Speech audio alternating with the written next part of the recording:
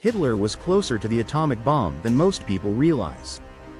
And the only thing that stopped him was a handful of freezing, starving commandos in the mountains of Norway. By 1942, Nazi Germany was racing to develop nuclear weapons. Scientists like Werner Heisenberg believed they could harness atomic energy. And the key to their plan? Heavy water, a rare substance needed to moderate nuclear reactions. The only facility in all of Europe capable of producing heavy water in large quantities was the Vemork hydroelectric plant, hidden deep in the rugged wilderness of Norway. After invading the country in 1940, Germany seized the plant and ramped up production. The Allies knew they couldn't allow Hitler to get the bomb. They'd already seen how ruthless he was. If he succeeded, the war might be lost. So British intelligence and the Norwegian resistance devised a daring sabotage mission. Its name: Operation Gunnerside. A team of 6 Norwegian commandos was chosen.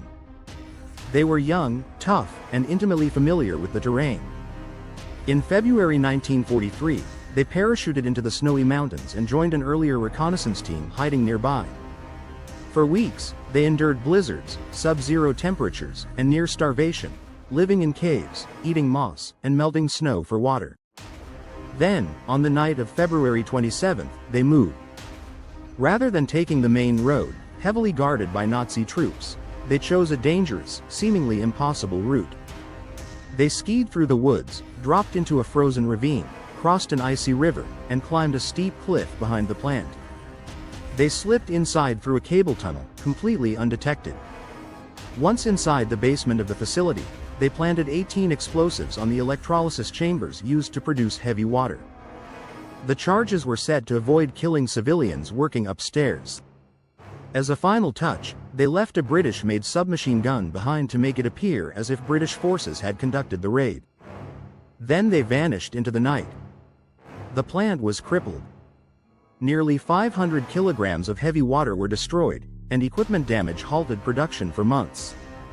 When the Germans tried to move the remaining heavy water barrels by ferry across Lake Tincha, Norwegian saboteurs struck again, sinking the ferry and ensuring the cargo never reached Germany. The mission's impact was enormous. Nazi Germany's nuclear program was thrown into disarray. Most historians believe the sabotage set Hitler's atomic ambitions back by at least a year, enough time for the Allies to gain the upper hand and complete their own bomb first.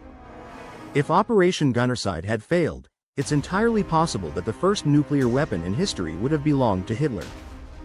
But thanks to 6 brave men, skiing through the dark across frozen Norway, the world avoided that nightmare. History is filled with quiet heroes. If you want more untold stories like this, don't forget to subscribe, like, and share. Which World War II sabotage mission should we cover next?